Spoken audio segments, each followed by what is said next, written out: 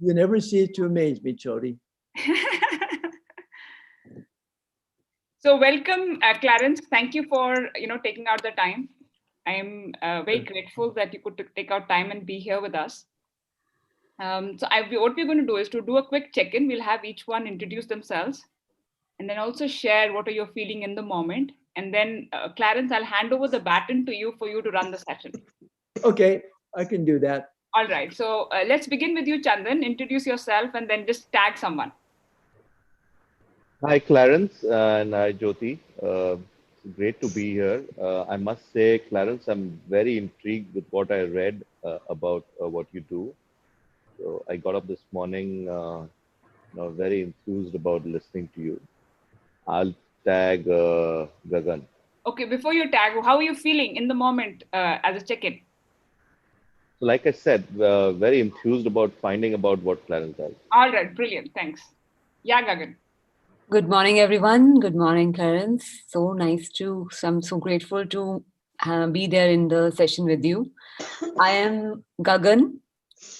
I'm a photographer and I'm feeling very happy and looking forward to the session here. Welcome. Welcome.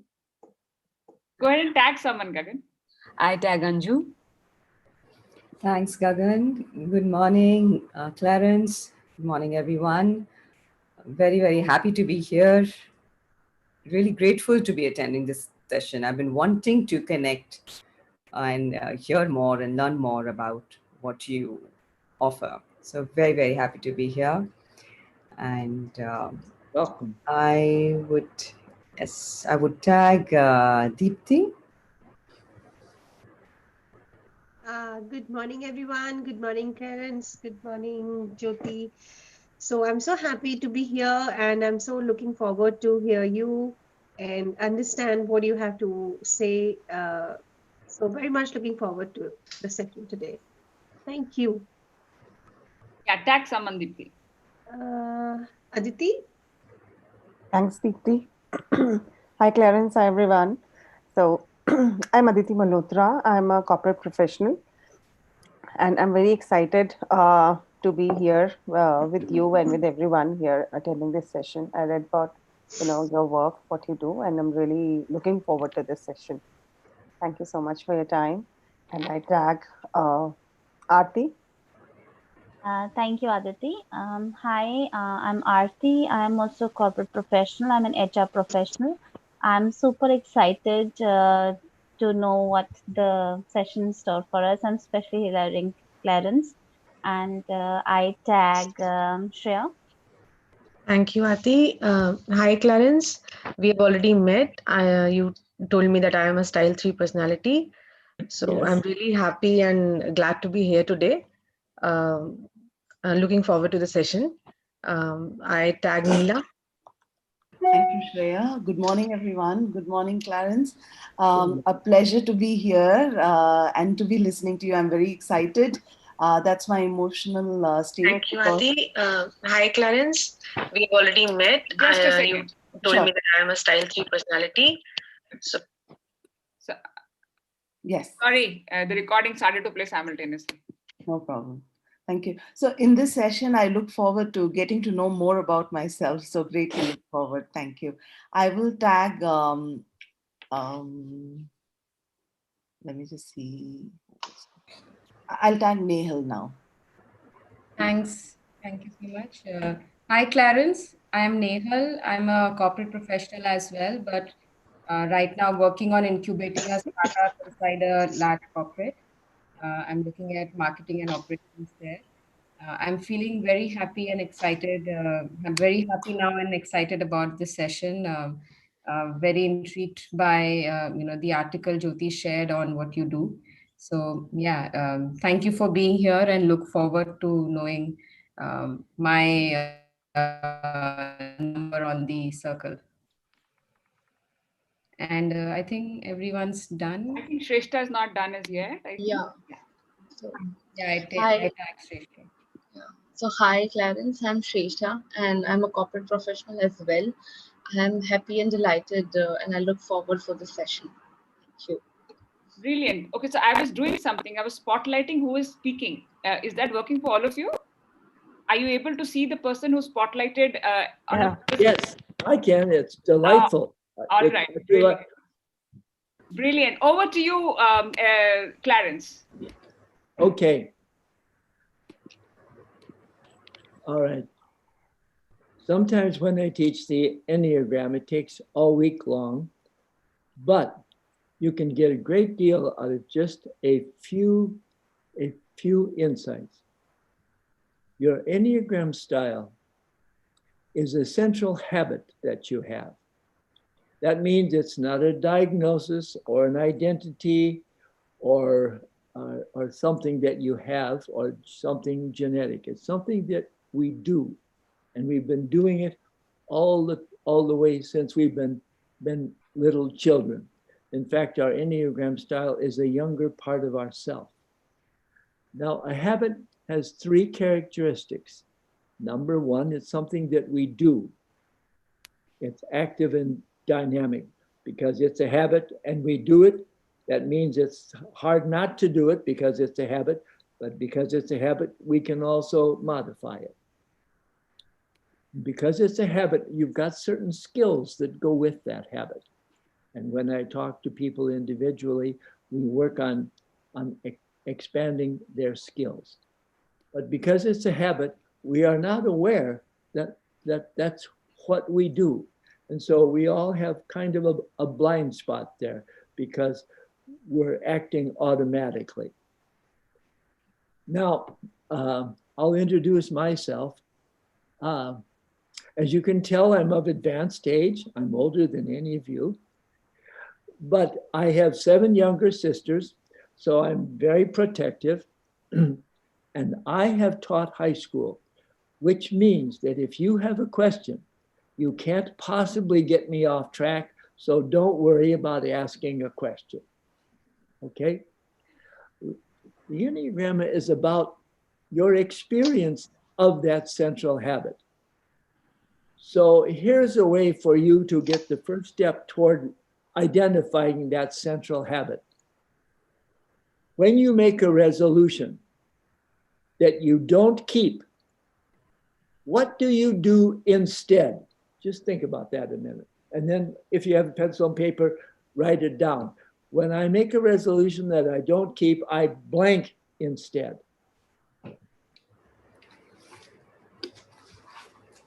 Because the Enneagram is about experience. It's not a vague theory or a construct or something like that. It describes experience. So when you don't do what you said you were going to do, what do you do instead? That would be number one. Number two, because our Enneagram style is a younger part of ourself, a good way for you to describe your Enneagram style as you experience it is, I am the person who. Okay, for instance, if you are a style 2, I am the person who always helped out. Okay, I'm a style 7. I'm the person who always tries to entertain. I will be serious tonight. I'll give you lots of good information, but there will be a constant temptation for me to make a joke or to have fun doing this because that's my Enneagram style. So I am the person who. Okay. Now, the Enneagram style describes 9 personality types. Okay. There are 3 heart types and 3 body types and 3 head types. They break it down into triads. And each triad has a central preoccupation.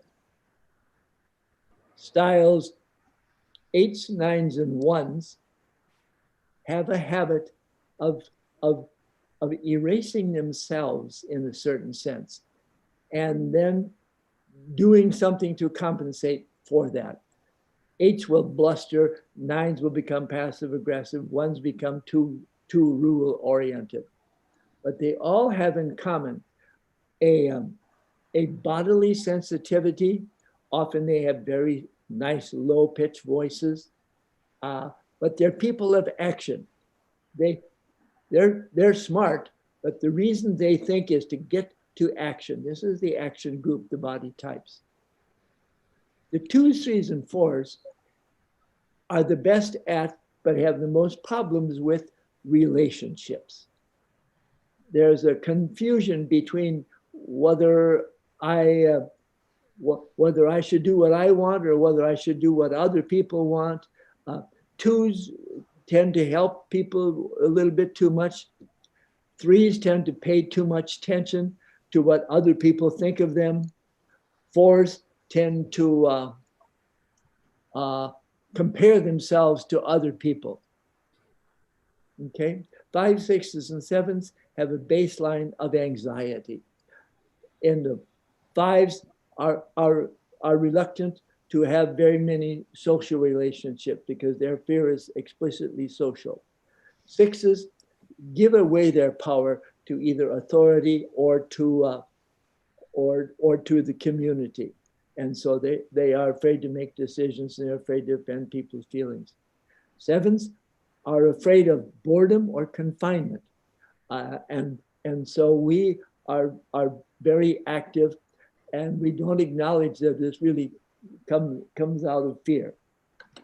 Okay? So that's what an Enneagram style is. It's a central habit that we do lots of times. Now, it begins with the focus of attention.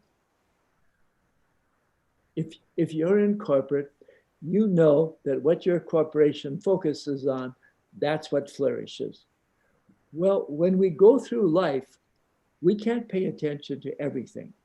So we focus on as many things as we can, but we also focus in a certain way. So when we go through life focusing on a certain things, we decide, oh, that's the way the world is, because that's what we saw when we focused the way that we did. That's why everybody has kind of their own model of the universe, which is why you've all got one or more friends probably about whom you say, oh, I can't tell her that, or I can't tell him that. She can't hear it. Why not? It isn't that they lack intelligence, it's that their Enneagram style has created a different world. And so your information is either irrelevant or unfriendly or hostile or threatening or unreasonable in some way or other. Okay? Then after we have created our own kind of mental universe, we have an habitual way of responding. If any of you have children, you will notice that your kids will try all sorts of things to get their way, because every child has two opposing absolutes. They want their parents to love them absolutely, and they want to do what they want to do absolutely, okay? And so the parent-child dialogue then is the child tries whatever he or she can do to get what they want without losing mom and dad's attention. Some will try tears, some will try charm, some will try being good, some will try running away, some will try, God only knows what they will try. But they will try everything. So did we. And whatever worked, we did more of that. So here's your experiential assignment, because this is about you. How do I get my own way? Write it down, or at least think it through. How do I get my own way? Legally, of course, I'm talking about.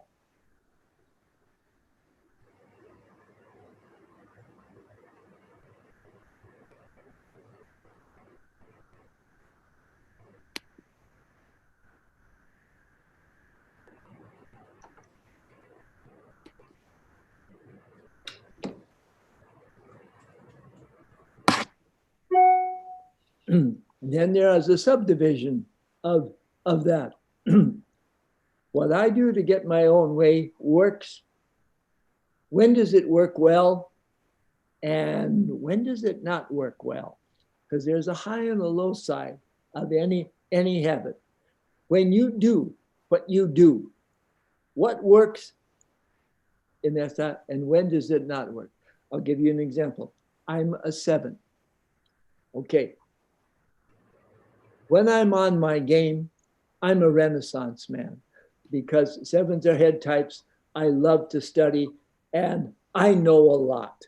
Okay. I'm a Renaissance man if I'm really being good.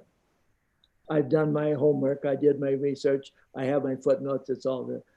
That's the high side. The low side is I'm a jack of all trades, master of none. I'm easily distracted. And so I know a lot about, I know a little bit about a lot of things. That's an example of a high and a low. Okay. Any questions so far? Comments? Is this helpful so far? Okay. Now, Jody asked me, why would this be valuable in your work? Remember when I said the Enneagram is a habit? When anybody does something that is doesn't work on one level, it's because they're trying to make it work on an Enneagram level. For instance, let's say you've got somebody who is always late. Okay, that doesn't make any sense. Why would they always be late? Well, a lot of 9s are habitually late because they don't take very good care of themselves. They do what other people want instead of what they want, and so their own commitments don't get solved. Now, the reason that's important is if somebody's late, we're apt to think, oh, it's because she doesn't value me. No, it's because he's a 9 and doesn't take care of himself. Just think how that would take the edge off a lot of quarrels, even in marriage. A lot of quarrels because when you find somebody doing something that doesn't make sense, if it doesn't make sense on one level, it does on a level. Let me give you a very petty example. Style 6s, I'm married to a style 6. Style 6s are really very, very good at details and making sure their information is correct. If she asks me what time it is, I say it's 4 o'clock. She says, oh, is it? And I'm thinking, well, I just said so. No, that's a 6's habit of always verifying information. Now, my wife and my 3 best friends are all 6's. And you know what they all have in common? They are utterly believable when they talk. Why? Because they are so careful of information. Everybody unconsciously knows that they have vetted every bit of information. And I happen to know that when they go to buy a car, they will research and research and research. Why? Because they've got to have all the information. So much so that when she asks, oh, is it 4 o'clock after I just told her, she's just doing more research as a compulsion. Doesn't make any sense, but it makes sense now that I'm saying, well, she's a 6. Look, now if you understood what habits the people in your office have, then when they do what we might call stupid things, you think, well, that's just because of their Enneagram style. Okay? Any questions so far? Yeah, so let's go around the room and do a quick check-in. So what's the sort of the mood at the moment? What are you feeling? So that Clarence gets an idea, of what's happening in the group. Who would like to start first? Jyoti, I can go first. Yeah. So Clarence, I must say that the wonder I came before the session, I'm still in wonder with everything you've said. I must say I'm even more intrigued. I had one question. Maybe it's coming up in the later part of the session, then you can ignore it. Is there a why to this? That why do we always do what we like? You said when you don't do a resolution, but I do something else. So Okay. Oh, is there wonderful. a why? Okay. Oh, wonderful question. Thank you. Yeah. The reason we do most things, but especially the reason we do our Enneagram stuff is always rooted in the why. Jody and I know that I ask people 12 symbolic questions. And what I'm looking for is, why are they doing this? You cannot tell people's Enneagram traits by what they do. But if you ask symbolic questions, you get to why they do it. Let me give you some, I'll go around the horn. You can do any one thing for 9 different reasons, okay? Here we go. Number one gets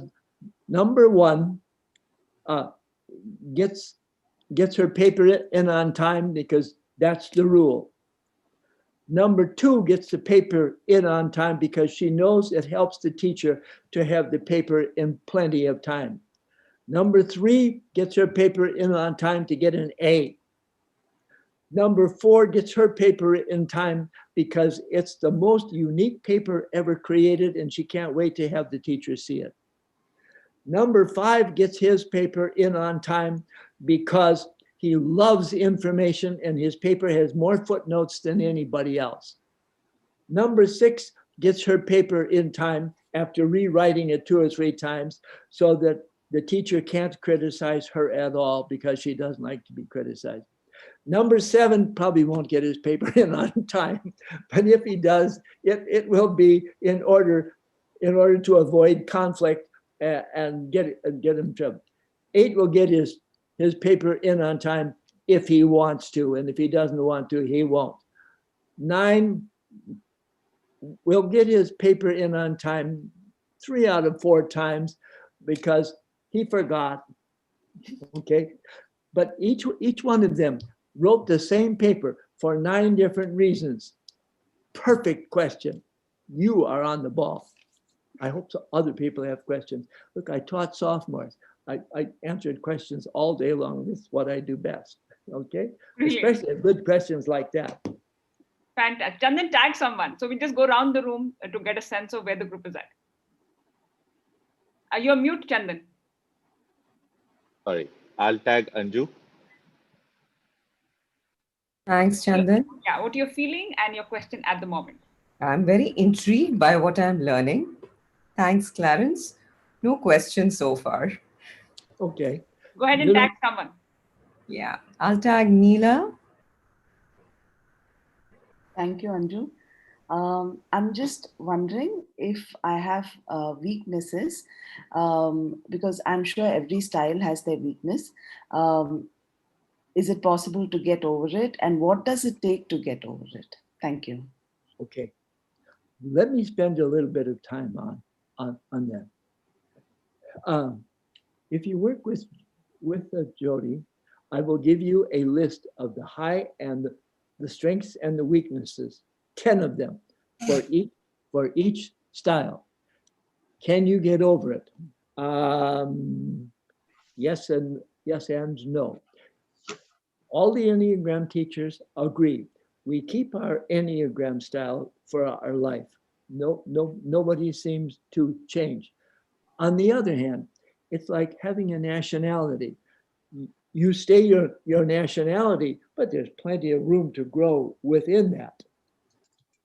Okay, now, because it is a habit, it's hard to break because it's only a habit.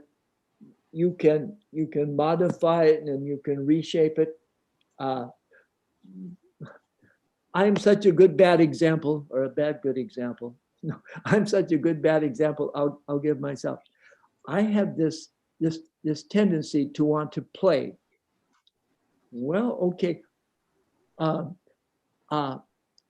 So that's on the one hand, it's a weakness. On the other hand, I made a living writing promotion copy because it was entertaining. And so it's a weakness, but I knew when to use it. But here's a nice way to think about it.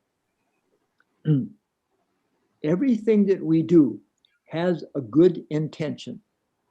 Okay? So consequently, when we have a weakness, it's because we're trying to do the right thing either in the wrong context or too much.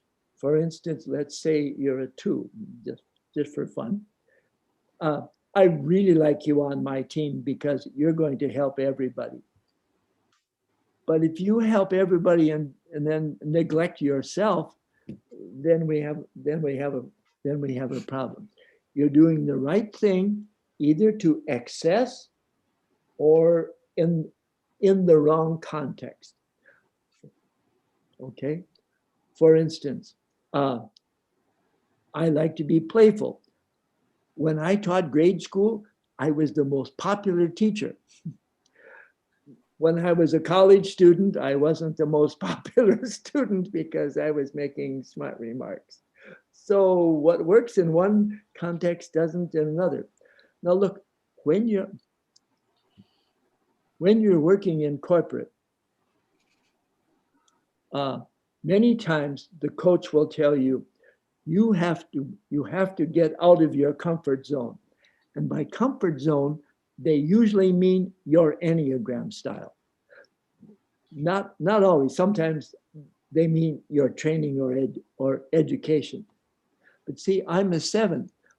I turn that on its head and I say, one of the things I encourage you to do is to get into your comfort zone. Don't do things you're not good at. Don't do things that your Enneagram style fights against. For example, I'll use myself because I don't want to pick on you. I am not good at details. Jody wrote me 3 times just to make sure that I would get it straight because she knows that when I was in corporate, I had 2 reputations. One was as the most creative person in the corporation, and 2 as an airhead. Okay, why? Well, because I'm not very good at details. So let's say you're in a corporation and you need to get out of your comfort zone. Okay, you may want to try something new, but you might want to get into your comfort zone.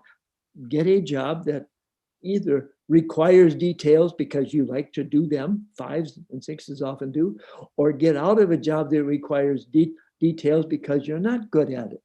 So you have to expand your Enneagram style, but at the same time, look for jobs that fit your Enneagram style. And when you know your Enneagram style, then you know what fits. Now, there's a marvelous book. Unless somebody else has a question, I'm going to segue to something else. It's more homework for you. I don't know what your reading habits are, but there's a book. It's that thick, and he repeats the same thing over and over. I just got furious with him. I'm going to summarize the book in 25 words. Every habit has triggers, a routine, and a payoff. You know the book by Duhigg, right? Called The Power of Habit. Therefore, if you want to know your Enneagram style, now it's your turn to work. If you want to know your Enneagram styles, write down 2 or 3 things that trigger you, that really bother you a lot. Okay? Know your triggers. Okay? Two or three things.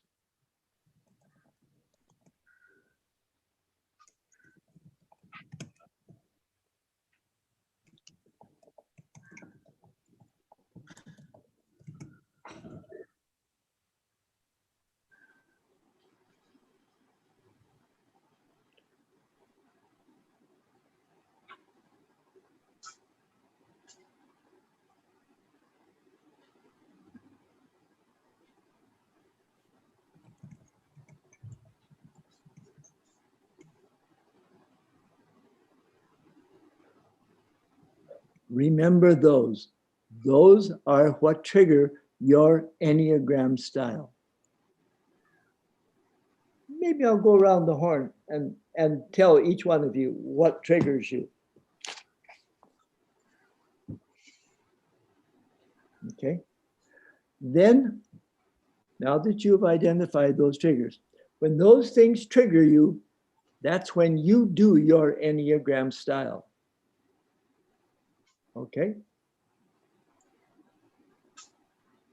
Then when you do your Enneagram style, you get a payoff.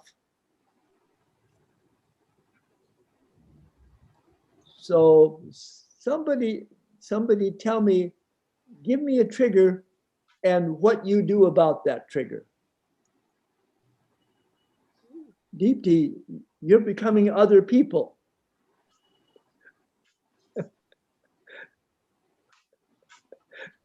I'm sorry, I have to shut down my camera just for a few seconds. I know, but it was kind of fun. All of a sudden, this I'm sorry for that. So, who wants to share a trigger? I could go. Okay. So trigger would be that when I see somebody else behaving in a very laid back or a lax attitude, so that irritates me. So that's a trigger. Okay. Now, the style that dislikes that the most is style 3, because style 3 is all about ambition and achievement and success. And it really bothers you if people are not working. Okay. Yeah. And the payoff of your Enneagram style is that you're very efficient and you get the job done. You're a high performer, most likely. Well, Yeah. Let me go around the horn. Now, I will only be, because our Enneagram habit is not narrowly defined, it's quite broad. These won't fit exactly, and so I might miss. But yeah, so what we can do is we can have Nehal tag someone, and then that's how we can get the room done faster rather than waiting for somebody to say. Nehal, go ahead and tag someone. I tag Aditi. Thanks, Nehal. So I get triggered like when I see somebody is not honest in their work or in any relationship and is cheating on, whatever they are into, like whether it's a relationship or the work that they are doing. So I get, I don't feel good. okay, honesty is so broad. I really can't tell. Any other trigger for you, Aditi? Besides that, what else triggers you? Any other triggers? This is something I could think of right now. All right. So maybe you reflect on it, you tag someone, and we'll come back to you. Okay. Yeah, sure. So I tag Gagan. Yeah. So my trigger is sick people trigger me. People making sounds while eating trigger me. Okay. All right. Sixes very often triggers sixes, because sixes are the most loyal and the most community oriented of all of the styles. And they really like it. They really dislike it when people do not observe the social norms. Okay. Well, let's see how close I came. Do you ever have, do you ever ask yourself, what if this happens? What if that happens? Not a lot, actually. Okay. I Okay. just, All right. you know, Or you also might be a one, because ones are very strict about how things are supposed to be done. okay. I'm going to make it a little more general. I'm just going to go around each style, because style ones are the people of law and order. And what bothers them most, and you might be a one, what bothers them most is lack of integrity and things not being fair. Especially people not following the rules. Style two, what triggers them is people needing help, and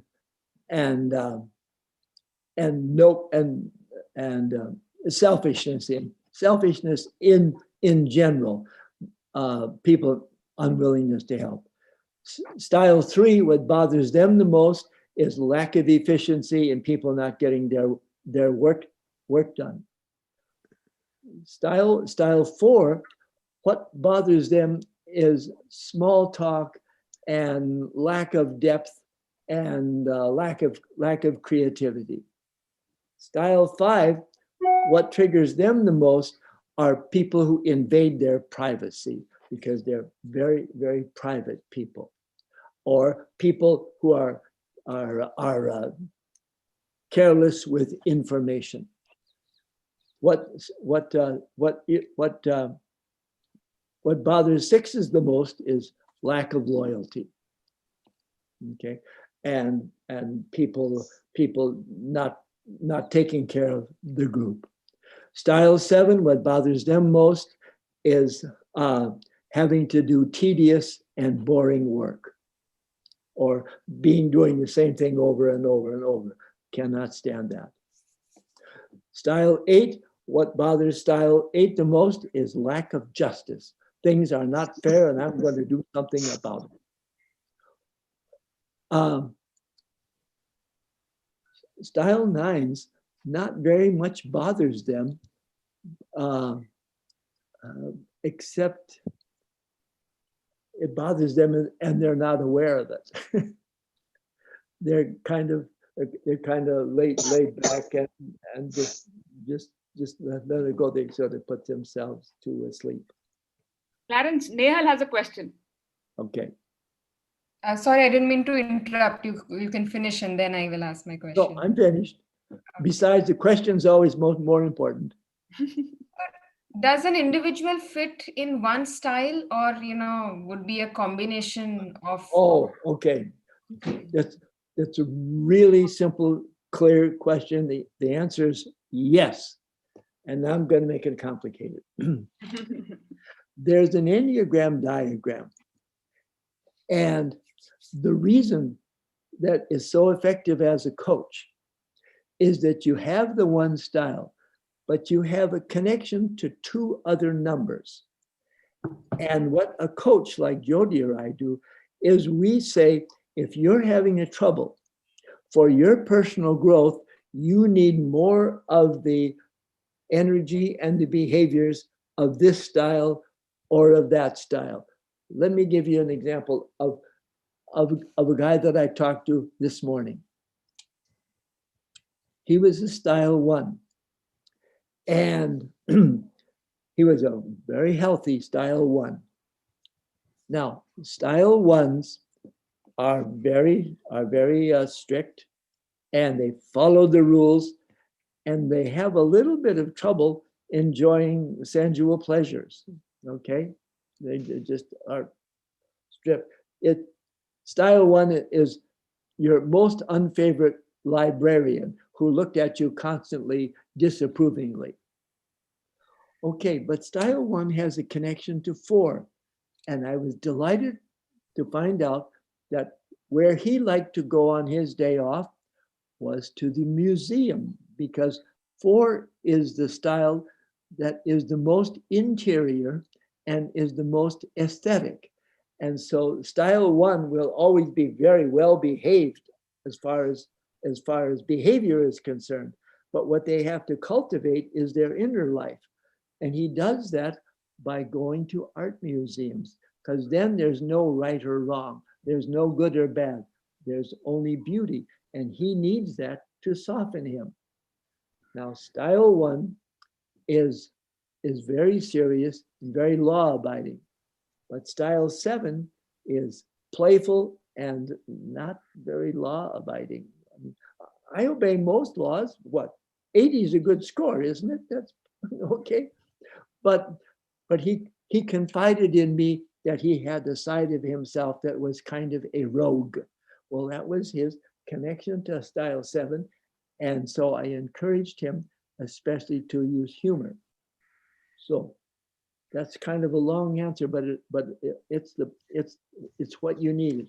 Yes, you have only one style, but you have 2 other sources of energy, and your Enneagram coach will know what you need to do to deal with your specific style, because it's built into the diagram. Okay. Thank you. Okay. Who has the next question? Any other questions?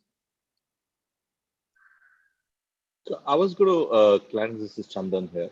I thought, Jyoti, you want to continue the tag? We left that off. I mean, I think nobody else had a question, so you can go ahead and then tag someone. Okay, great. So, Clarence, what happens with me is that I get triggered when people put rules on me.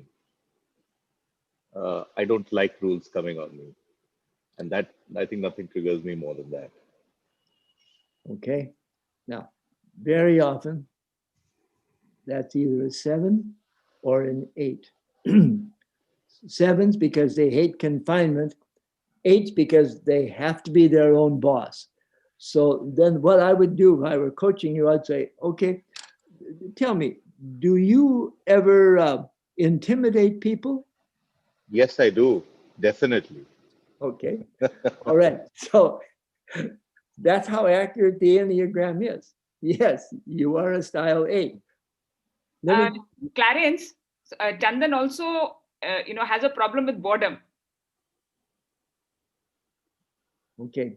Now it's going to get even more complicated, but it's important. When you have but 7s don't intimidate. Look, well, no. If he intimidates, he's an 8. However, now you have one number, but it gets very complicated and it's kind of subtle. You have one number, but you have a number on either side of you that modifies that slightly. It's like an 8 is red, but he's kind of orangish red because he has 7. If he were a purplish red, then he'd have a 9 wing.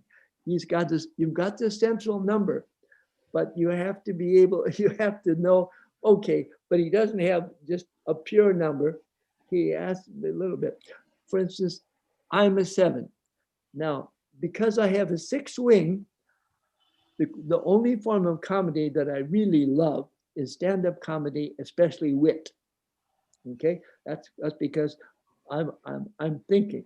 On the other hand, I have an 8 wing, and I have told off policemen, bishops, CEOs, teachers, refs. That kind of an 8 wing, and so it goes like that. But after a half-hour conversation, I can tell you, oh yes, you're an 8 with a 7 wing with a strong connection to 2, that kind of thing. Lovely. For instance, let me ask you a question. Do you cook? Nope. Okay, so then you see the 7s don't cook. 8s tend to cook because of their connection to 2. That's lovely. Good. I'm intrigued to explore this later session, but I'll tag Shreya. Right, thank you, Chandan. So hi Clarence, I get annoyed when people get late for appointments. Okay. Does this happen most often in the house or at work? At work. Just a second, Clarence. Shreya is a style 3. Yeah, I am a style. Okay, that's what I was going to say. And that's why I asked if it happened. Now, the reason I asked to find out if she was a style 3 is if it's at work, that's your focus of preoccupation. You are preoccupied and you work too hard. So take it easy. Yes. Okay. So I tag Anju. Thanks, Shreya. Clarence, I get triggered by loud noise. Whether it's people talking loudly, it's television, it's horn, it just disturbs me. How well do you like to read? I love to read. Is privacy pretty important to you? Most important. Yeah, I think you're a style 5. Okay, style 5s. Their basic concern is to be wise and to have all of the information and to have a lot of privacy. I was riding on an airplane with a style 5, I could tell by talking to him. And he said, I asked him for a metaphor for his life. And he said, I'm a battery and other people drain me. Would that fit a little bit? I mean, a little bit, but not. Okay. In that case, then let me ask. Now I need to go to the wings. Where does this?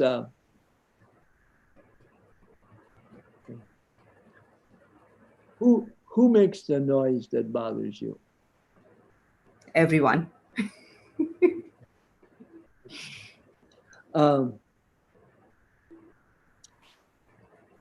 Do you how good is your memory? Very selective, I would say. Good in. Well, okay. What kind of information do you remember well? Good experiences, communications, connects. Would it be experiences or would it be what you have read? Also what I've read, yes. Also what I've read, yes. I think you are a style 5 then, okay?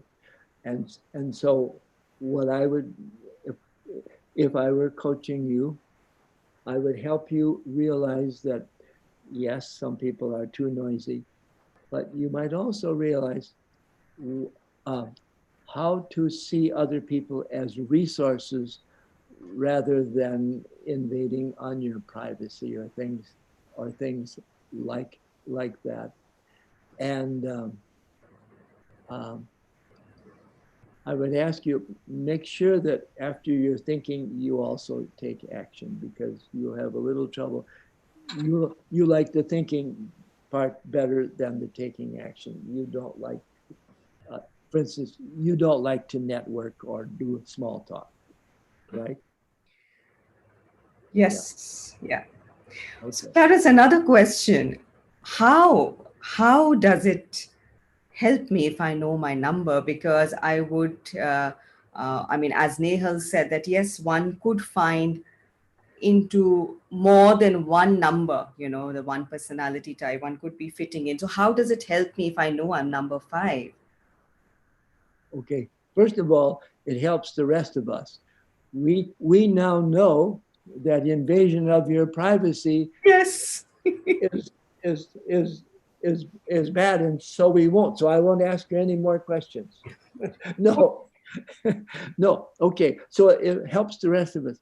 It helps you know that, look, let's say you go looking for a job. Make sure that your job is information rich and doesn't require you to go cold calling sales or to meet the public all day long. Whereas somebody else, I one time coached a college girl when I was in college. The university, she was so sparkly, they hired her to go out and be their public relations person and put on parties for them. Don't do that, okay? You would, so look for the job and then realize that that's what you prefer. Honor that. I want to talk just a little bit about that. Look, in our culture, if your mother brought you to school at the age of 5 or 6 or whatever, and the teacher said, oh, Anya is very extroverted. Everybody say, oh, good. But if the teacher said, well, Anya is very well behaved, but she's quite introverted, the mother would say, what can we do about that? No, claim it. You have a right to be a reader and not out doing that. So self-acceptance is one of the two. Then selection of activities, do those. You have a right to be who you are. Realize, oh, I could do that kind of thing very well. For example, last about 3 months ago, I coached this really, really smart style 5, and she wasn't sure what she wanted to do. I said, okay, go to the bookstore and walk down the magazine rack until you see the magazine that you would like to write for. Oh, that's how she found her job, okay? Because it was based on information. The other, okay. Sorry, I'm sorry. The other thing is, if someone criticizes you for doing your Enneagram style, realize that that's what you do, and what you're really looking for is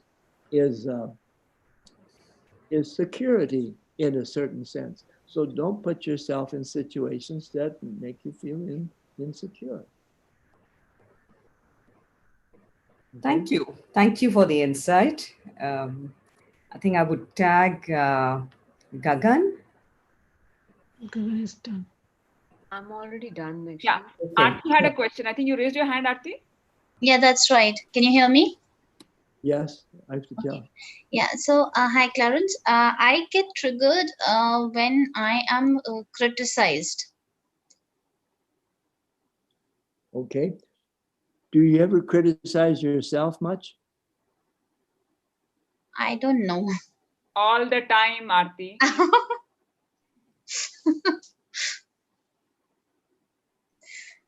See what happens when you criticize somebody who criticizes themselves. It confirms their worst suspicions, and so they really hear it as much more serious than it is.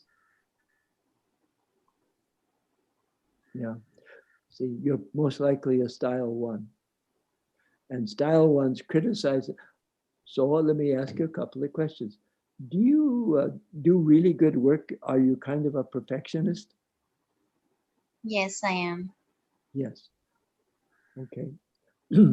Now, the mechanism that you use to get perfect is you criticize what is not perfect. Now, very often you will offer your criticisms to others, and that's when you will be most misunderstood. So be very careful how you criticize others, because it's apt to be misunderstood, because your motive for doing it, somebody asked about the motives. Your motives is to help somebody be a better person, but they don't hear it that way. And when somebody criticizes you, because you criticize yourself also, it magnifies it. See, very well done. Yeah, Nice, clear trigger there. Thank you. Aarti also has a problem saying no, Clarence. Pardon? She takes on too much. I mean, she can't say no. And she fills her plate the whole day. She has no breathing space just because she can't say no to anybody at work. Well, this will be her style 2 wing then. But now a layer of complexity, but I didn't tell, maybe I told you, look, I have 7 younger sisters, and so I know about this stuff. Women are taught in your culture and mine, because I've talked to Jody about this. Women are taught in your culture and mine that you should help others instead of taking care of yourself. If you read in the United States, if you listen to Mother's Day sermons or read the Hallmark cards, or you hear women be praised at funerals and stuff, it's all about unselfish, unselfish, unselfish. She took care of everybody else and didn't take care of herself. And they're praised for that.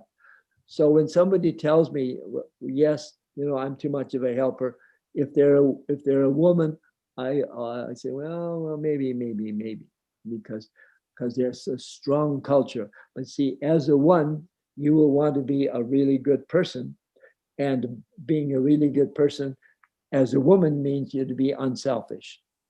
So they kind of, so I'm going to give one general piece of advice. You don't have to listen. Everybody else, look, learn to say no. You don't have any trouble saying no. Okay. Okay. Any other questions? Aarti? I tag Neela. Wait, I can't tag you. My trigger is when I don't have a goal that drives me crazy. She's a style 3, Clarence. Neela is a style 3. Didn't I talk to you? Yes. Yes, Clarence. Yes, I remember you. Thank you. Bad habit that I have, I never forget beautiful women. I don't know why it is, but it began in my youth. Thank you. You're a style 3. Yes, that's right. Okay, now, style 3s use goals to give themselves self-esteem. And the reason you have that is that style 3s identify a little too strongly with what they do. You are more than what you do. Okay? You are loved for lots of other reasons. Okay? But style 3 has a feeling if they're not meeting goals, they're not earning love. And so it will bother you not to have goals. Now, when you have goals, and I'm going to have goals, make sure that you set the goal as something you're going to do, and don't set the goal as an outcome. Because very often the outcome is not dependent on what you did, but market forces or good luck or bad luck or. Okay, so just set goals for what you will do, but realize that that you're loved for so much more. Did I play you that movie by Jerry Maguire? Which one? I think we played it for Shreya. Okay. Well, go on Google. No, don't bother. Look, but in that movie, he acts out someone who tries to earn his wife's love by how well he did. Okay, but you are so much more than what you do. That's what I want you to remember. Got it. Thank you so much. Okay. I'm going to tag Deepti. I'll tag Deepti. Shrestha, are you done? You've not done as yet? No, I haven't. I haven't yet. Okay, so Deepti, then you can tag Shrestha after you. Yeah, sure. Thank you, Neela. Clarence, what triggers me most is the unorganized things around me, and the negative talk or the trivial talk around me. That's what triggers me a lot. I want to really come out of that. I mean, I don't want to see around. That triggers me I mean, do the most. Is beauty very important to you? Yeah, kind of. I like creative and beautiful things around me, and it is somewhat, yeah. So relationships, if they don't work well, bother Deepti a lot. Okay. Do you ever compare yourself to others? Yeah, I compare. Okay. And do you compare yourself to others who are that you consider in some way a little better than you are? Yeah. Yeah. Okay. And now you're wearing white today, but do you often wear black? Sorry, I couldn't get you. Come again, please. You're wearing white today, but do you often wear black? Well, I like black, you can say. Yeah. Okay. All right. You are a style 4. Okay. Okay. Style 4s pride themselves on being highly individual and different from other people. And your strongest desire is to be authentic and to be your own individual person. Yep. You don't like to make small talk. You like emotional depth. Absolutely. And you probably watch movies that are kind of dark at times. Okay. Okay. So when that triggers you, what you usually do is you withdraw into yourself and feel sorry for yourself that there isn't enough beauty, and then what you try for are deep relationships. You like deep relationships. You don't like shallow ones, and you don't like you're not particularly good at small talk. Okay. Very true. Okay.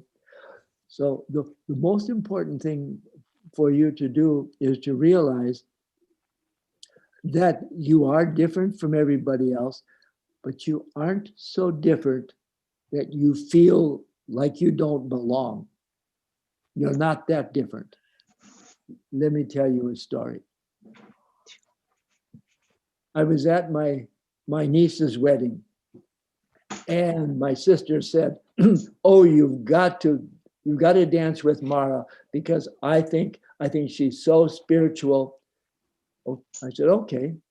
So I looked in, and here was this woman dressed in black, very elaborate jewelry. So we started dancing, and I said, "Tell me, do you ever feel like you're from another planet?" And she stopped and she said, "Oh, how did you know?" You know, she was a 4, and 4s often feel like they sort of don't belong. You do belong. And I want you to go on the internet and search for a poem by Mary Oliver called Wild Geese. And for your homework, I want you to memorize it. It's a beautiful poem. And see, I always give poems to 4s because 4s will appreciate information when it's beautiful better than if it's ordinary. So I always them. Sure. Okay. Sure. Thank you. Thank you so much. Oh, you're most welcome. I'll take Shrestha. Thank you. Thanks, Sipti. Hi, Clarence. So things that triggered me, there are a couple of them. First is criticism and somebody saying something that is not pleasant, kind of triggers me a lot. Secondly, as Dipti say, that relationship, any kind of relationship just does not working out, triggers me, and it triggers me so much that it drains my entire energy. And what also triggers me is there's a constant need of appreciation, and I feel if I do not get that, that also kind of triggers me. So these are my basic triggers. Okay. And Who is it that you would like appreciation from? People that mean to me. It could be family, it could be my immediate work colleagues or my boss. People who mean to me is somebody that I seek appreciation from. And do you ever compare yourself to others? Yeah, I do. Yeah. What you're describing is style 4 too. Tell me, when they are mean to you, what do you do? So I do kind of get angry. At times I disconnect. At times He goes out of communication. Do you ever just get sad and kind of melancholy? Yes, I do get sad, and as Jyoti rightly says, I just disconnect. The time I'm not completely fine with the situation that has happened. Okay. I think you're a 4, but let me ask you a couple of other questions. How intuitive are you? How good is your gut intuition? I think I'm very intuitive. How good a listener are you? I'm a very selective listener, in sense that if something does not interest me, I kind of I kind of just give it dead ears to it. Are you ever tired at the end of the day? Yeah, I'm quite well at that. Okay. You're awfully young to be tired. So look, when you don't take care of yourself, if you don't speak up, if you don't defend yourself, you get angry at yourself and then you stuff the anger, but it doesn't go away, but it does make you tired. Yeah. So I'm going to give you an exercise. Take an ordinary sheet of paper, make 3 columns, and across the top put persons, places, events. Okay. And then at the top of the top half of the sheets and the bottom, on the top half of the sheets, write the things that give you energy. On the bottom half, the things that drain your energy, because you are very energy sensitive.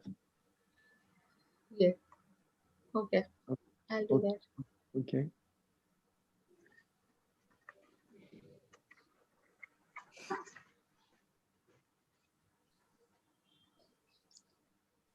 Okay. Any other questions? Or?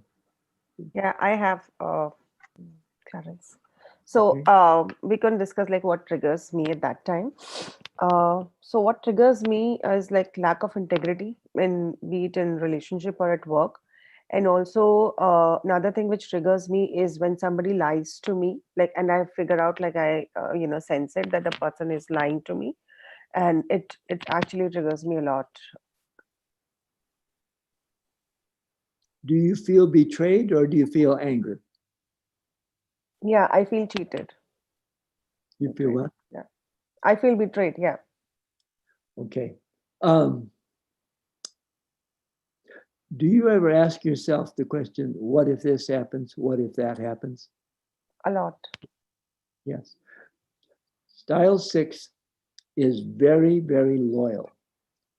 And so when people don't have integrity, you feel that your loyalty has been violated and you feel betrayed. Okay? Tell the man in your life that if he cheats even once, it's all over. Because sixes do not allow betrayal. Now,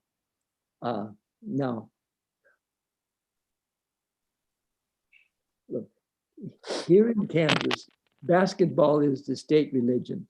And there's always one kind of player they call the glue guy. He's always a style 6. Style 6 is the person that wants to hold the family together, that wants to hold the friends together, that everybody counts on. And you're the ones, let me take a wild guess. Do you know the birthdays of everybody in your family? Yeah, birthdays, anniversaries. Sixes always do, because sixes hold the family together. When I ask sixes, what kind of animal would you be? 9 times out of 10, they answer dog because of their loyalty. Because loyalty is your highest quality. And that's why when people don't honor loyalty, that's what triggers you the most.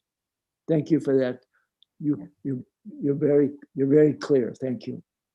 Nehal. Clarence. Yeah. A question. My question was, what influences us to become a particular style? Is it, is it the child? Is it some experiences from childhood, or is it something which is constantly molding throughout our lifetime? Yes, we aren't quite sure, but there was a guy named David Daniels who was a PhD psychiatrist at Stanford, which is one of our best universities. He was doing medical research, and he found out that babies are born with 9 different attention styles. And I've seen further research that say we are born with our Enneagram styles.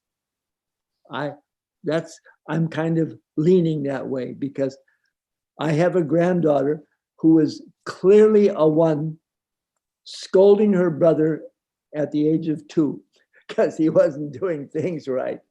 She was so clearly a 1. I can recognize very, very young children by their Enneagram style. So I think we're born with it. Okay. However,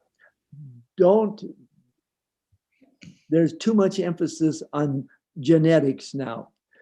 Yes, you're born with an attention style. However, it doesn't determine who you are. It tells you you're going to have this kind of habit. As one female 9 told me, well, she said, well, I know I was born a 9, but I learned to be unhealthy. And then so just because we're born a specific way is very, very, very, very different. Okay, thank you. Shrestha, you're done with your exercise? No, I'm still doing it. Okay, so you want to do it fast, huh? So that you can get some inputs from Clarence while we are in the conversation. Sure. Yeah, so Nehal, go ahead and tag someone, unless somebody already has a question. I have a question, Clarence. It's Chandan here. Yes. So this is related to what Nehal said. Numerology also has something very similar to what I was seeing here. And of course, it's more mystical. And I know this maybe is more scientific. So this whole aspect of having a description of people into some categories, whether it's zodiac, whether it's numerology, whether it is astrology, and maybe there are others. I'm just thinking that if I step away from all of this as a leader and you say that, listen, you need to dispassionately understand and better relate with people, and you shouldn't prejudge them. And it takes a long while before you really understand people. Does knowing these things, whether it is numerology or whether it is Enneagram, could it create biases is the question I have, and what have you experienced? Absolutely. And one of the ways people violate the Enneagram is they use it as a mild form of bigotry. Oh, you're such a 6, that's why you do that. Yes. However, unlike numerology, unlike astrology, you saw people talking about their experience, about this reality. That's different than saying if you have a 3 and an 8 and a 4 in your number in this sequence, that means you're going to you can't prove or disprove that. I took some risks today, and I may have been wrong, but my big thought was to look, the Enneagram is about people and how we behave. And as far as being being a bias, I have news for you. I have a bias. I'm an old man. That's one bias. 2, I'm white. That's another bias. 3, I'm male. That's another bias. 4, I've been to college way too long. That's another bias. 5, I don't have a lot of money. That's another bias. I've got enough money to get by. That's another bias. So the best thing about biases is to know them and to claim them. Anybody who says he doesn't have a bias, he's blowing smoke. So don't worry about having biases. Claim them. Thank you. Thank you, Clarence. That was very insightful. I will tag, I don't know if others, Yeah, if everybody's, Shrestha. Chandan Shrestha. yes, so I'll tag Shrestha. Thanks, Chandan. Clarence, so you'd asked me to tag people, process, and events. So it's becoming very generic for me because right now I'm not able to specify each individual, but generally what I could sense from introspecting a bit is that at times when I feel that, sorry, am I audible? Say that again slower. You broke up. The video broke up. You're the only one that did that. Okay, Say it again, please. And Shrestha, maybe say it a little slowly. Sure. So what I is that when I had a chance to introspect as to people, process, and events that kind of trigger me, I could put it very generic right now. Is that what I could value is that people who do not people who value me, it could be at work or it could be at home, kind of gives me more energy, and people who kind of clearly shows that they do not value me. Uh, it could be, again, it could be home as well as work, kind of drains my energy. So this is the overall and it could be same kind of people acting in a different they could be energy giver as well as the drainers as well. Okay. When you were a little girl, you sort of decided that you would get along with whatever was given you. You wouldn't push it. You wouldn't be aggressive. You tended to overlook yourself. And what bothers you is when people don't value you and don't really see you. They really overlook you because you have a tendency to be more humble than you need to be. You take a natural, very attractive humility and you push it a little bit too far into I don't count. And you feel that others don't really see you. For instance, if I were talking to you, I would always look directly at you. I might even put my hand on my shoulder to make sure that you saw that I saw you, because you have this tendency as a 9 to overlook yourself. Now, in a patriarchal culture, that will be pushed down on you even more. So you have to practice. You have to practice 2 things. 1, can you repeat after me? No. Okay, you have to say no. But 2, every morning, in addition to your to-do list, make a list of 2 things that you want, because you have kind of a trouble saying what it is that you want. If I were to ask you to go to lunch, you'd probably say, sure, where do you want to go? Okay, well, would you could have told me, yes, I would like to go to this new Thai restaurant or something like that. You have a little bit of a trouble claiming what you want. And of course, the patriarchal culture really likes that, because then you do what they want. That's why you have to learn to say, to claim yourself. And what will be hard is that your personal growth will be very largely taking better care of yourself. And you have been, the culture will make you feel selfish when you do that. But you have a right to take better care of yourself. Okay. Sure. Okay. Thank you. That's a lot of help. Okay, good. Brilliant.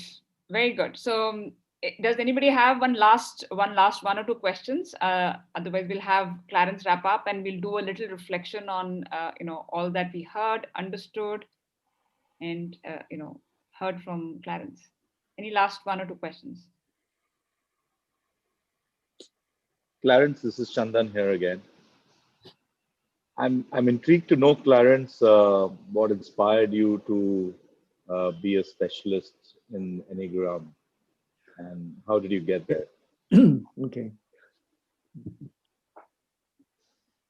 Well, being a 7, I was publishing materials on spirituality and education, and I heard this guy talk for an hour on the Enneagram. I said, Richard, you've got something there. So I had him go give an 8-hour talk on the Enneagram, and I published it in audio cassette. It sold really well, so I started, and sevens are usually the first ones to do things. I was the first one to put out education materials on cassettes in the country. But when I saw how well it sold, I started an Enneagram newsletter, the first one. Well, I needed material, so I went around and I listened to the seminars of the 3 or 4 people who knew the Enneagram. And one of them especially made really good sense. So I just started studying it. And how would you relate your own Enneagram style to, thinking about people, besides, of course, starting off the whole journey? How do you relate you doing this continually in a sustained basis to your own Enneagram style?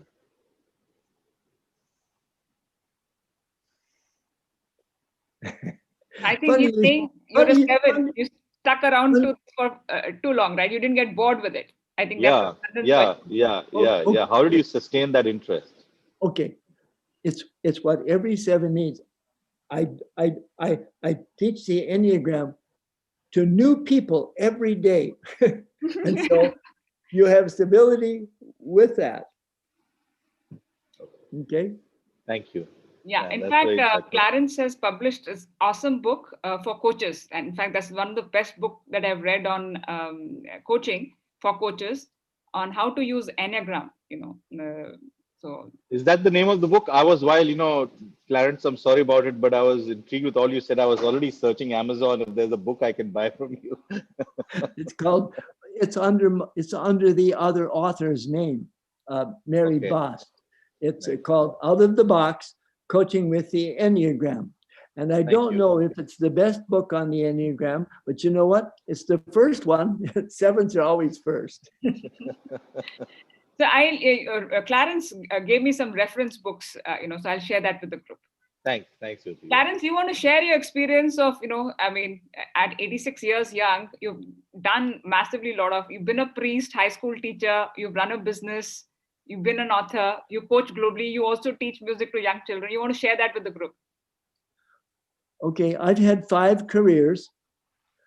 I'm the only man in the world who can telegraph in Latin, because my first job was as a Morse code telegraph operator along the railroads.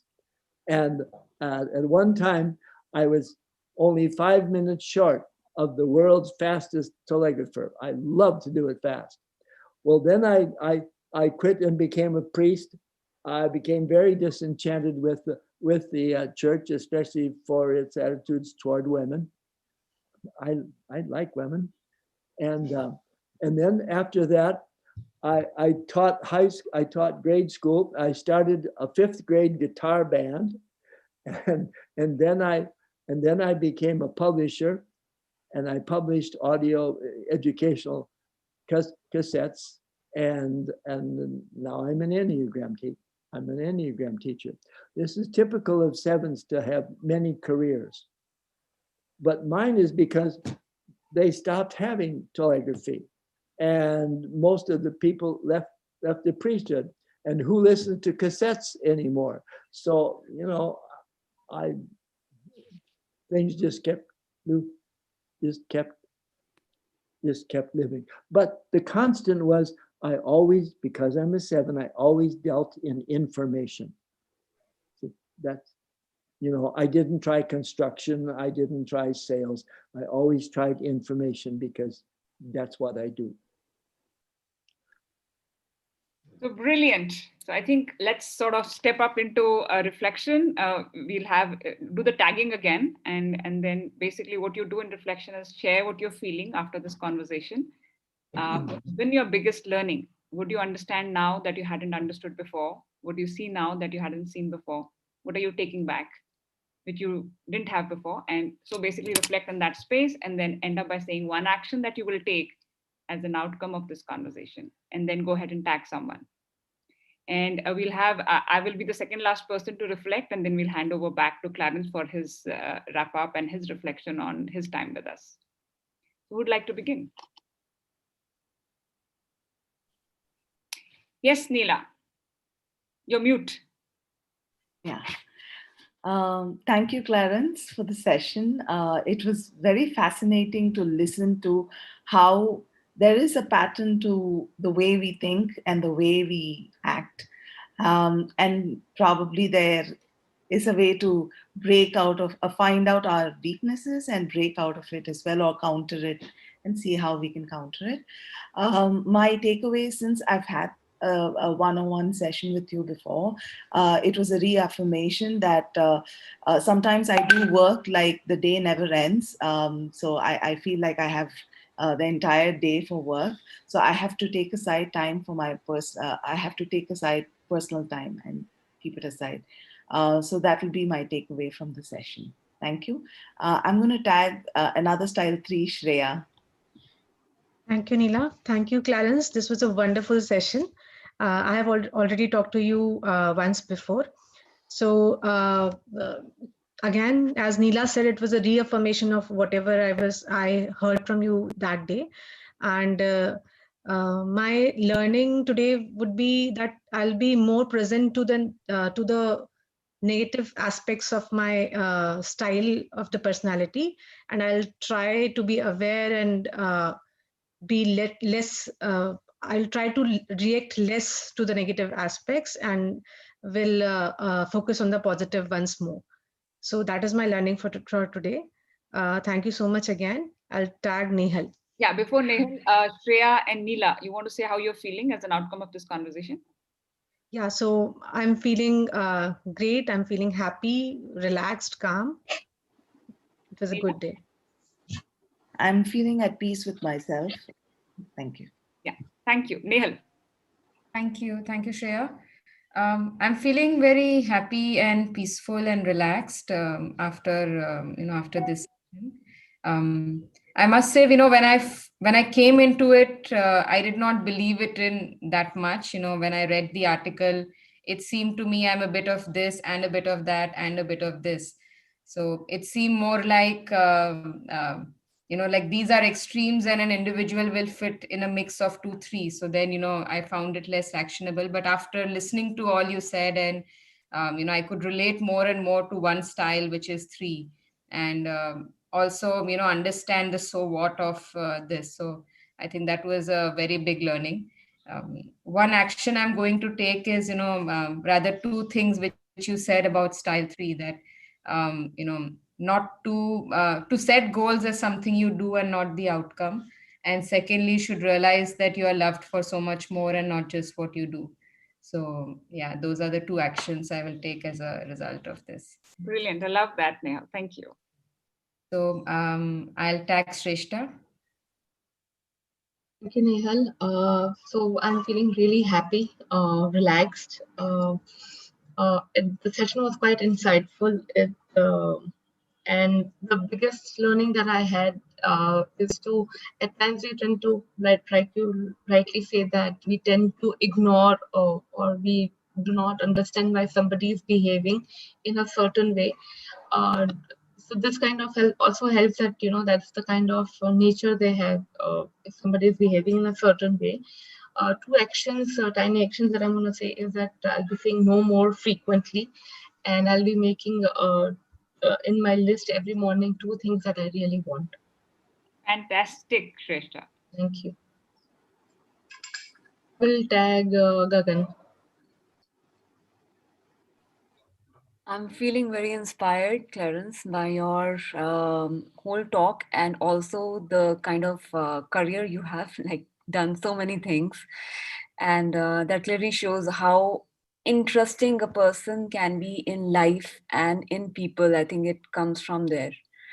Uh, and I've learned that how to be in acceptance of who I am, in acceptance of how people are and how they are acting and how our actions are triggered or have the source in something beyond us, or probably in acceptance probably.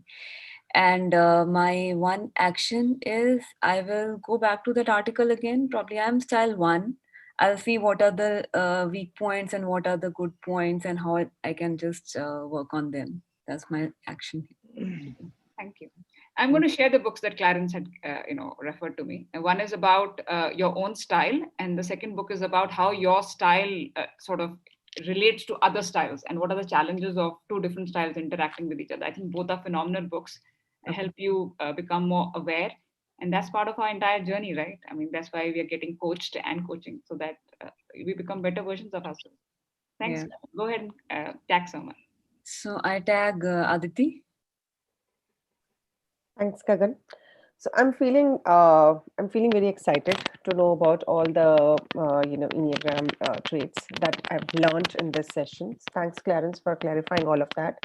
And I could see definitely you identified my Enneagram style as 6, but when you were talking about other styles, so I could see some glimpses of me showing up there as well. And that's one takeaway that I want to take. I want to learn and read more about all other Enneagram styles and see where all I fit in and how I can definitely leverage this more for myself and for others, like people around me. Yeah, go ahead and tag someone, Aditi. Okay, yeah. So I tag Deepti. Thank you, Aditi.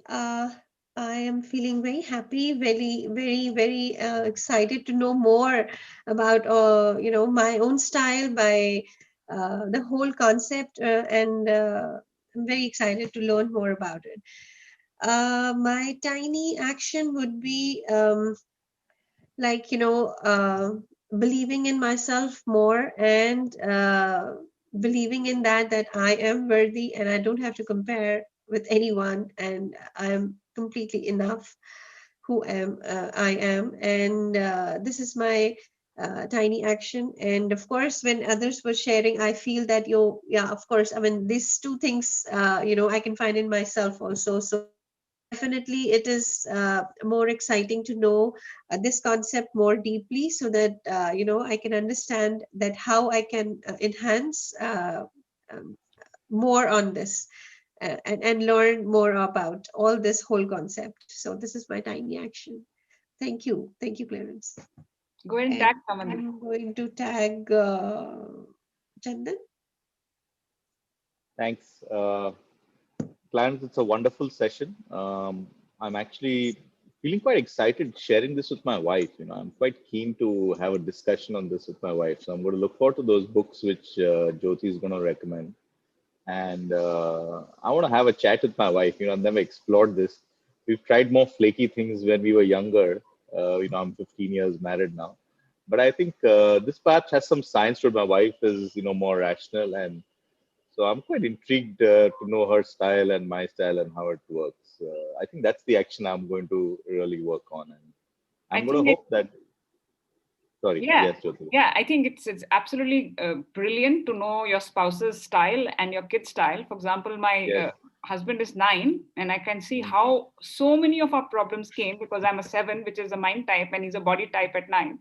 All our challenges I can sort of lay down to the fact that we just came from different planets. And my daughter is a 3 and my son is a 7. I seem to attract a lot of those in my life. So, and I used to think that I could parent both. I mean, the parenting, because Anya is the first one, and what worked for her absolutely doesn't work for Shiveen. And I mean, so Clarence is not only my life coach, business coach, parenting coach, relationship coach, it's all rolled up into one. How many times I've gone crying to Clarence, oh God, I don't know how to, deal with Shiveen. In fact, Shiveen once told me, I need to talk to your coach. And he actually set up a call with Clarence. He wrote to Clarence, I want to talk to you because my mom is not allowing me to do video games. And he convinced Clarence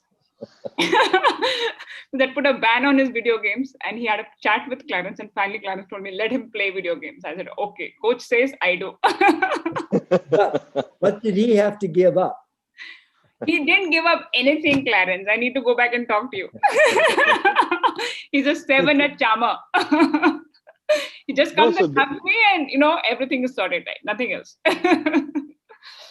I think what I loved about today is that you have this hope that there is a science, the ease with which you were able to identify, and I could see the science working.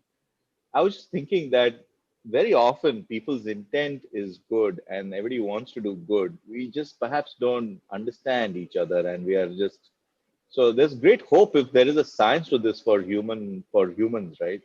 That with all of us getting along better and not kind of crossing each other, there's just going to be more prosperity. So I find it great because I never knew something like this is there in science for a everyday common man to understand, and all the other things seem too flaky. So I'm extremely feeling very hopeful that there's something like this exists, and I didn't know it. So thank you, Jyoti, for introducing this to us. And Clarence, I hope I get an opportunity to interact with you again soon. Thank you. Yeah, so I'll reach out to all of you one-on-one to sort of, so as part of your program with me, you're scheduled for a one-on-one meta coaching session with me and Clarence to sort of deep dive into your, own style and how that impacts your work and your relationships. And hopefully all of you will find it exciting and worthwhile and, take yourself to the next level as an outcome of that. Thank you, Jyoti. I will tag Aditi. I'm done. So I think I'm sorry. tag someone. Yeah, go ahead and tag somebody, Aditi. Okay.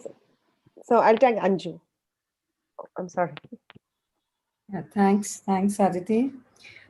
Thank you, Clarence, for such a wonderful session. I'm very happy, relaxed, intrigued, also happily introspective, happy to learn about this new way of looking at things, looking at people, looking at myself. I'm very happy to learn that. And I think somewhere it teaches me to have more understanding, empathy towards others, because rather than coming from the space of judging others, I think it teaches me to understand how a person is behaving and why is he behaving the way he is behaving. So that was my biggest learning and understanding from the session today. And my action would be as suggested by you, to accept things more, self-acceptance, and also claim what is mine. So that would be my action, be in that space. So thank you very much, and looking forward to connecting with you one-on-one whenever the opportunity arises. I would like to tag Aarti. Thanks, Anju. So I learned today different styles, and I'm very intrigued to know what are the details of my own style, which is from a discussion coming out as one maybe. And very clearly, my action point is to learn to say no and value and spend time taking care of yourself first, so that you're able to give to the world better rather than getting hassled by the end of the day. And that's my learning. Thank you, Clarence. And I tag Jyoti. Yeah, everybody else is done? I think so, yeah. So I'm feeling grateful. I'm grateful, Clarence, to have, I think all things happen to me by chance. I bump into people I have no right to know, and beautiful journeys begin from there.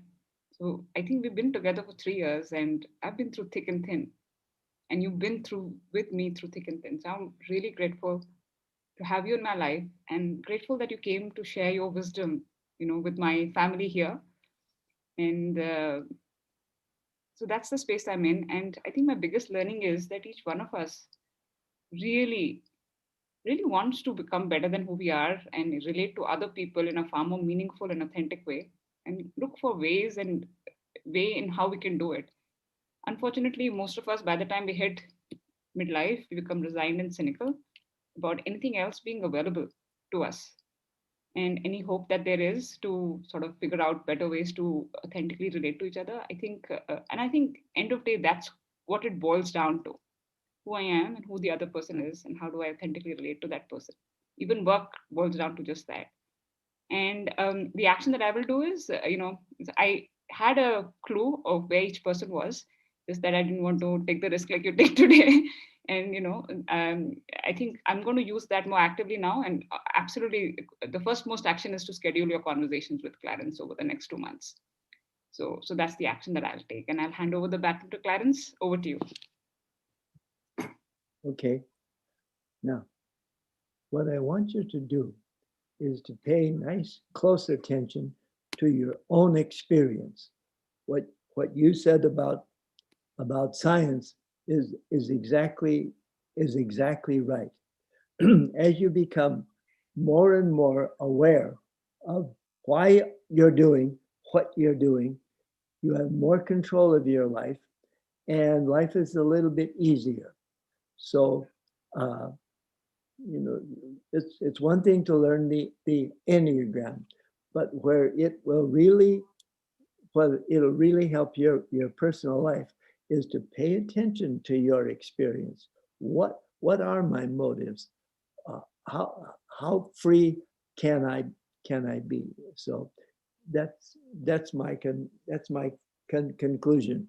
You have the answers in your own experience. Brilliant. So I think with that note, we have about 17 minutes left for the group. If the group can stay back, I'd like to have a quick conversation on the next steps. And thank you, Clarence. I really appreciate it. I have a call with you tomorrow, same time. All right. No, Okay. tomorrow, day after tomorrow. Yeah. All right. Okay. I'll talk to you then. Okay. Thanks, Clarence. You're most welcome. From here, I say good night. Good night. Oh, yes. Good night. Okay. Bye. Okie dokie. How does it feel now? It's a revelation. Really good. Yeah. Revelation. Mm. Nothing short of a revelation. Mm. So I asked Clarence, will you stay for an hour? He usually gets tired after an hour. I'm surprised he stayed on for nearly 2 hours today. So 1 hour, 45 minutes.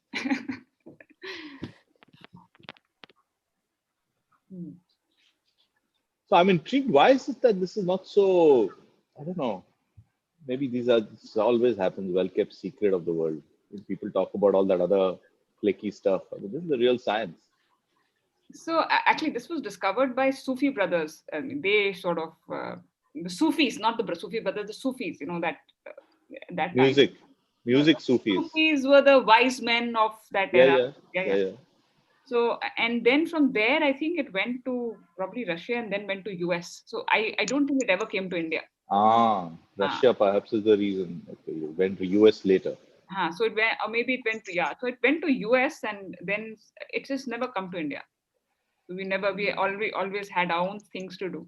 I think, it's an interesting piece. Too much astrology there, right? We've got too much astrology in it. But I have a very different opinion or different point of view here.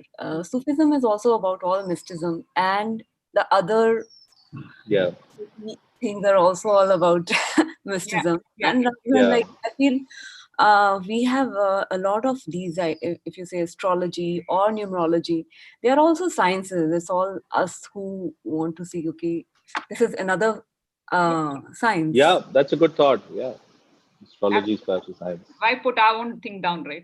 It has its own value.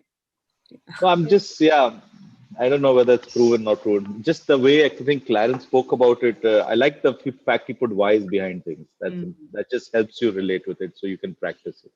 I think the reason why Enneagram also lands very well is because you can relate it to your own experience. There's nobody sort of thrusting things on you. This is the end of it.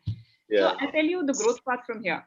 So I am a 7, but I have all the dark. So every number will have a strength and a dark side, right? And so what we need to do as we become aware of our strength is to deepen ourselves in our strength, and yet, find a way out of that darkness. And how do you find the way out of that darkness is there's a triad. If you saw the article I sent you, they're triad, right? Now those triads are the energies which are closest to us. So it's like the dark side is like a holes in our soul, okay? And what we want to become whole in our journey as human beings, right? And the way to become whole is to go around the circle and pick up the strength of each number and make it our own. And we want to do it from whichever energy is easier for us to pick up. And which energies are easiest to pick up? The two energies which are part of a triad, and the two energies which are besides us. For example, as a 7, I'm actually, I think, 7 with the energy of 8, with the wing of 8. So I tend to be very aggressive, but I worked a lot on that, right? So the strength of 8 and the strength of 6 is easier for me. And I think my triad is 1 and 4. So all that, it becomes, so we've got to choose our growth path based on that. And that's the work I'm more interested. Why do I like this approach? Is because it helps me figure out a path of growth for my coaches and pick up the things with strengths which are easier for us. So instead of focusing on, oh gosh, this is my dark side, let's forget that and focus on, okay, this is the strength which comes easier for me. Let me go and pick up. And end of day, I think it will be hugely valuable if each one of us can go around the circle and pick up the strength of each. And that's how we become whole. Jyoti, I have a question, please. Yeah. If you're a 7, would you always remain a 7? Yes. So the central habit will always remain. I'll always have trouble with boredom. So, so the way to deal with that is that I strengthen my agility of mind. And so agility of mind is fundamentally the leadership muscle I have really sat on. And I've done everything possible, to sort of go beyond that boredom thing. But if I'm not watching out, you see, why did I become a coach? And if I go back 10 years, I gave up my job. Why did I give up my job? Of course, I can blame my kids, me being a woman. That's what I did in the beginning. The real heart of the matter was I was bored with my job. And I couldn't do the same thing over and over again. Every time I would get a promotion, and I had no access to go to a CU. At that time, coaching wasn't very, fashionable. People didn't know what coaching was, and I didn't know I could go to a coach. If I'd gone to a coach, probably I wouldn't have quit. I don't know. But if I had an exciting job and my boss had told me that you're going to become a CEO in the next 2 years, I don't think I would have quit my job, right? So understand why you did. So for me to understand why I dropped my job, the real reason, it gives me a lot of clarity on how, I'm no longer sitting in a blame game. I am not saying that, oh gosh, I was a woman or I had kids who didn't love me because I wasn't there for them. I can't do all of that anymore. Right? And so the central habit remains, but you being aware, you can make different decisions. You see, when I say, so let me link it back to the small mind. The small mind is a core fear. The small mind is a representation of what our core fear is, right? That gives us a default coping strategy. We can do that unconsciously. And yet, if we do our work on agility of mind and all the other leadership habits, we practice our RYD habits, it gives us a space of grace. Meaning, there's a space between, oh, this is what I want to do, and yet there's a space. But will I do this? In that space of grace, you make a different choice. So this whole work that we do in the RYD habits that we have, holy hour in the morning and the reflection time and end of day, is all designed to support us to become increasingly self-aware so that we get access to a space of grace and we do not act, talk, behave inside of our small minds. And understanding the coping strategy makes it even more clear. And the coping strategy gives us our circumstances. We can blame other people, right? Oh, everybody behaves like the people are responding back to us because of our default coping strategy. So one of the distinctions of our first leadership muscle is, I'm responsible for all that happens. It becomes amply clear when you understand your Enneagram style, how you are responsible for all that happens to you, even the worst. And then why is it important to step into that leadership muscle? Is because if I'm sitting in the space of, oh gosh, my hand broke, so I'm a victim, right? Then I have no energy to create. That gives me no energy to create. But if I can stand in the place of, I am responsible for the mess that happened to me, and I'm not blaming anybody. I take responsibility for it. I can reclaim my power back, and I create anything for myself. And that's what I want for each one of you. Jyoti, the wing types of the wing type of your Enneagram number, is that by choice or you discover it? I mean, No, it's basically like, for example, looks like you have energies of both. I wasn't present to your other side because that's not how you showed up to me, and we didn't really go to you. Had we started doing the work on your work, which we'll do in the next quarter, I would have figured that out. So it's the default energy. So we have a main type and then we have a wing, right? So it looks like, we'll have a conversation with Clarence to get that clarity. It looks like maybe you're an 8 with a wing of 7, which energy is more dominant, only you will know, and maybe you'll figure it out for yourself when you read more about it. Yes, we all have wings, and that's the energy we also play into. And interesting thing is, in the triad, there is one number you will go to when you are at a loss of power. So you will take the dark side of that number easily. And when you are in a sense of power, then you'll take the strength of another number. So it's very interesting to figure out, if you see the triad had arrows, in one, it was going towards one number and it was coming away from another number. So that's another interesting interesting work to do. And more interesting is to figure out, where your spouses are at and what is the interrelationship. And then that helps, to sort of understand and be more compassionate towards each other. Yeah, fabulous. Yeah. I have one question, please. Yeah. Could I please ask either Shreya or Neela, how did they experience after they had a session with Clarence? Could one of you please share your experience? How has it helped you? What has changed? Okay, so for me, I'll go first. For me, I think one of the biggest thing was I always thought the day never ends and my work will keep expanding. And I thought that it was a great thing to be a workaholic. And it was a revelation that it's actually an addiction and it's not good, and I have to take personal time out. And the second thing is, yes, I kind of created my identity around what I was doing and what I achieve. And life is definitely more than that. Wonderful. Thanks. Welcome. So Anju, again, it was similar for me. For me, it was like I can do. My light has gone off, but the internet is still working. But it looks like Shreya's light has gone off too. Are you guys able to hear me? Yeah, we can hear you. I can hear you. Remove the curtain a bit so the light comes in.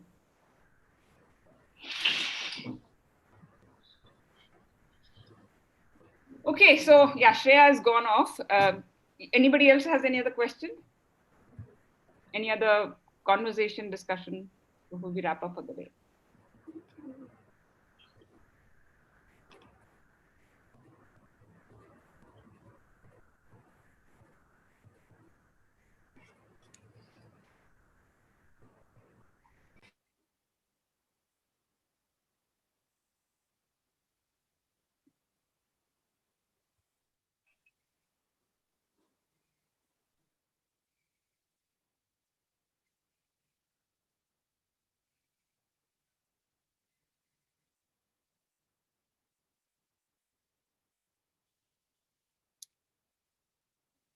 So what I'll say is that each one of us struggles.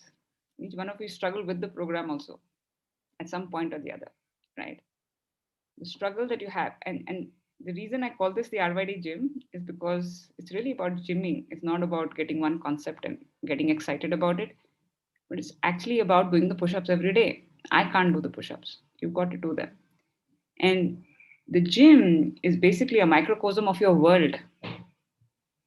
And the struggles that you have within the program are going to be struggles that you have in your own life, right? And the struggles, whenever there's a struggle, know that you're operating out of your default coping strategy and go back. And we want to move from struggle to grace, to effortless flow. Chandan found that as his big mind, right? And so that grace, space of grace happens when we really stop struggling and then pushing the wall hard. Just sort of rest on that wall. So the analogy I like to use is how the struggle is really, we're pushing the wall hard because we want to move up to the other side. How much you may push the wall is not going to move. And half your mind, I mean, your whole mind is concentrated in fighting that wall. There's no creative energy left for any solutioning, right? The best thing is to rest your back on the wall. And as you rest your back on the wall, your mind will become whole again, no longer fighting the wall. And that's when creativity will come up and give you solutions. And suddenly you'll see that there's actually a door and you never needed to push the wall in the first place. And you'll be gracefully be able to open the door.